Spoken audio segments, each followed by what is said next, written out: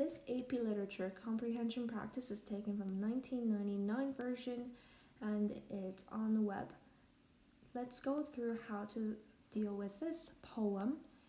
And here are some tips that I've written at the bottom.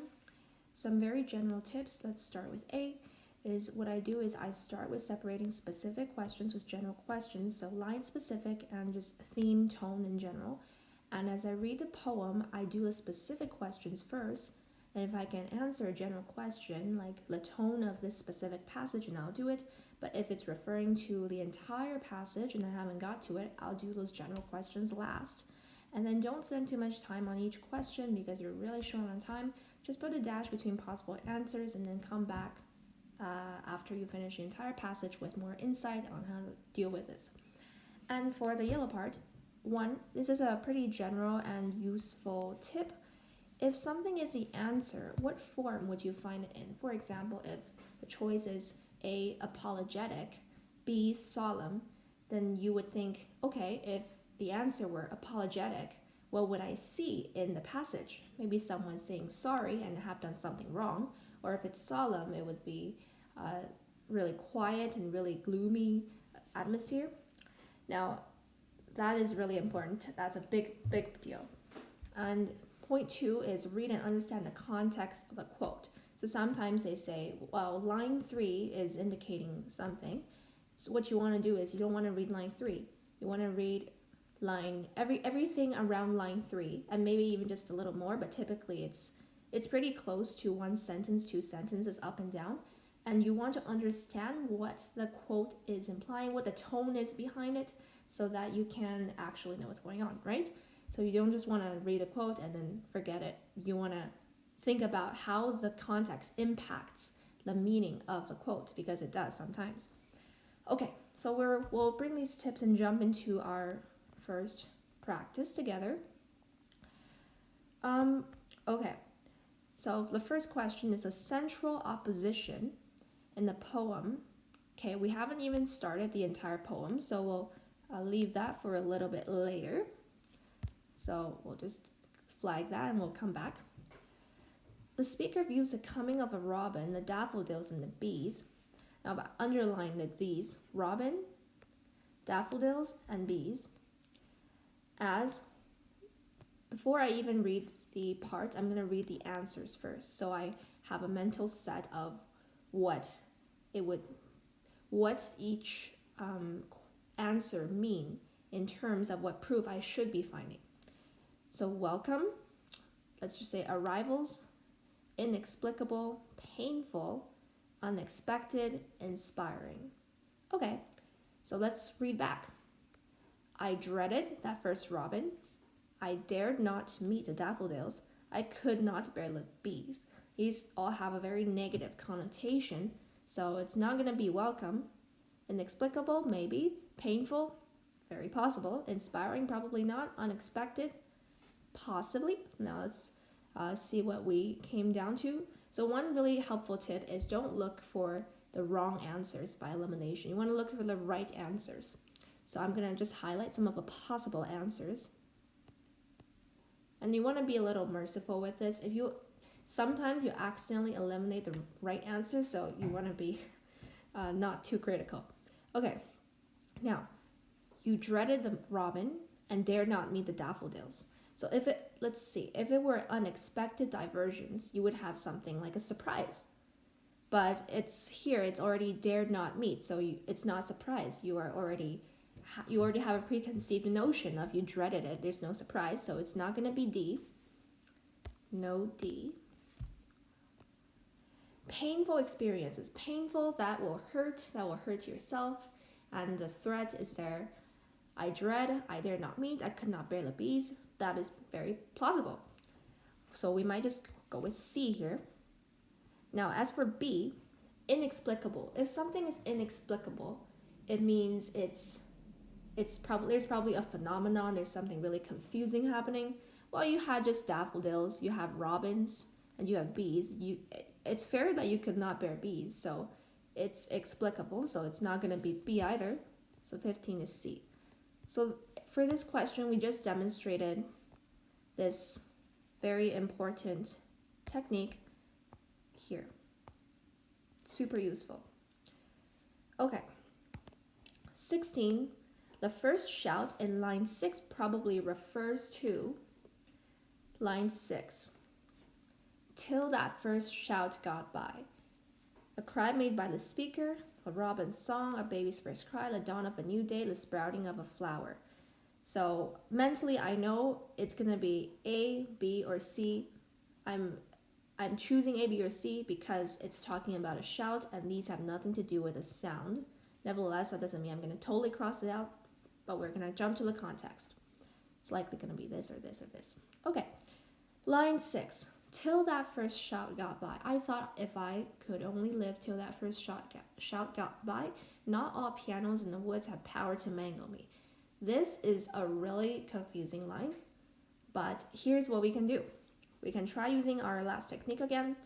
Now, if it were a baby's first cry, we would find something infantile. We'd find something like innocence, youth, young. Well, don't be tempted. There's grown here. It says grown, but you grew accustomed to the robin, so that won't work, and there's no infantile, so that's not it. Nevertheless, we're not going to totally cross that out in case it's the right answer. Now, a cry made by the speaker till that first shot got by.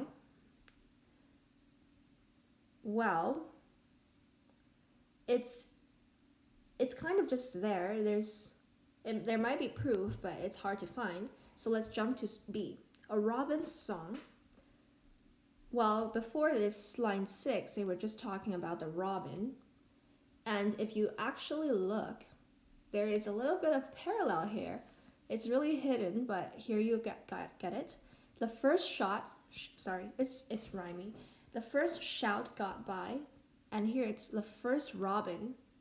So even though this question seems really confusing, sometimes you just have to take clues that seem to parallel, and then you go with that. So 16 is actually B. It's a tough one, but on the actual test, it's not too bad. At least the one I got, it wasn't too bad. In line 7, pianos probably refer metaphorically to, piano, sound. There's going to be sounds. I'm not going to choose E. I'm only looking at A or D because E is way too literal. Literature is not that literal. Okay, flowers probably not, so I'm not going to look at B. I'm going to look at A, C, or D. Okay, 7, line 7. Not all pianos in the woods had power to mangle me. Okay, so let's see. If it were bees, now you see the thing is bees weren't introduced until here, so that wouldn't make sense. It's pretty far away. Birds and flowers, it is likely it's going to be birds instead of flowers because flowers don't make sounds. So it's probably A, and it's actually A. Why wouldn't it be D? Let's see, if we were to find poetry somewhere in here, I mean the entire thing is a poem, but if they were referring to a poetry, they would probably have some elements of language, words, meter, rhyme, syntax, what have you. But there's no mention here. You have nature. So we're going to go with 7 is A. Okay. Now, let's go back. We've done these 3 questions, and now we haven't done 14. Now that we've read kind of a good chunk of the entire passage, we'll go to 14. The central opposition in a poem is between. Okay, central opposition, it sounds like it's going to be something that contradicts one another, so we can try to do that. Birds and flowers? Okay, so if it were reason and imagination, we would see something that's logical and something that's magical. Maybe like math, physics compared to clouds and sunshine, but we don't see any element of reason in here. It's pretty artistic throughout this entire thing. So that's not it. It's not going to be E, but we're not eliminating it. We're just looking for what are some plausible answers. That's really remember that. Otherwise, you eliminate the right answer. That's bad. The speaker and spring, central opposition. The central opposition is something where there's tension, so you would see contrast. Wherever there is contrast in this poem, that's the central opposition. So contrast. Okay, we got spring and speaker. I dreaded the first robin, nature. We got spring. And then you have pianos in the woods, you got spring. Doesn't not all power to mango him. So spring, nature is not affecting him so much. And then here he continues to say it pierces him. Flowers pierces him and so foreign.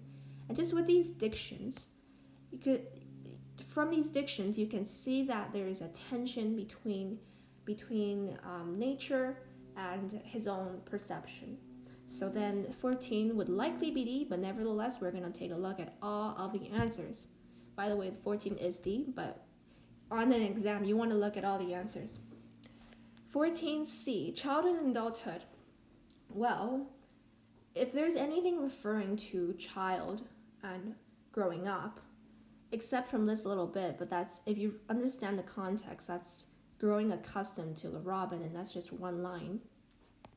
And I know he'd be so tall, the tallest one, there's kind of an idea of growth.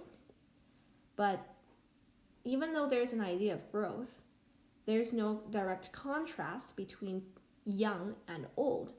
Because if there were a contrast between young and old, that would be the central opposition. Otherwise, it's just kind of there to throw you off. Birds and flowers, we know they're on one team. Birds and flowers are both vexing him.